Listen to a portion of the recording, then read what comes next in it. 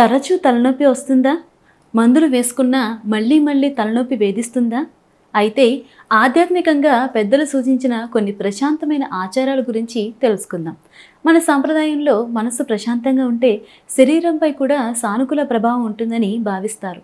అందుకే తలనొప్పి లేదా ఒత్తిడి ఉన్నప్పుడు ముందుగా కొద్దిసేపు ప్రశాంతంగా కూర్చుని నెమ్మదిగా శ్వాస తీసుకుంటూ ఇష్టదైవాన్ని స్మరించడం ఒక మంచి ఆధ్యాత్మిక సాధనగా చెబుతారు. ముఖ్యంగా ఉదయం లేదా సాయంత్రం ఓం నమఃశివాయ అని నెమ్మదిగా జపిస్తూ కొద్దిసేపు ధ్యానం చేయవచ్చు. శివుణ్ణి మన సంప్రదాయంలో ప్రశాంతతకు ప్రతీకగా భావిస్తారు. అయితే నుదుటిపై విభూతి ధరించడం, దేవుడి ముందు దీపం వెలిగించడం, పూజా సమయంలో కొన్ని నిమిషాలు మౌనంగా ఉండటం వంటి ఆచారాలను కూడా కొందరు భక్తులు పాటిస్తారు.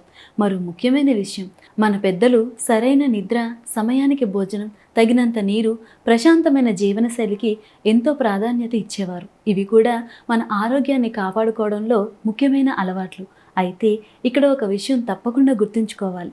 తరచూ వచ్చే తలనొప్పిని కేవలం దోషం లేదా ఆధ్యాత్మిక కారణంగా భావించి నిర్లక్ష్యం చేయకండి. తలనొప్పికి నిద్రలేమి, ఒత్తిడి, నీరు తక్కువగా తాగడం, కంటి సమస్యలు, మైగ్రేన్ వంటి అనేక కారణాలు ఉండవచ్చు. తరచుగా లేదా తీవ్రంగా తలనొప్పి వస్తుంటే వైద్యుడిని సంప్రదించడం చాలా ముఖ్యం. ఆధ్యాత్మిక సాధన మనసుకు ప్రశాంతతను ఇవ్వచ్చు, కానీ ఆరోగ్య సమస్యకు సరైన వైద్య సలహా కూడా అంతే ముఖ్యం. అందుకే భక్తిని పాటించండి, ఆరోగ్యాన్ని నిర్లక్ష్యం చేయకండి.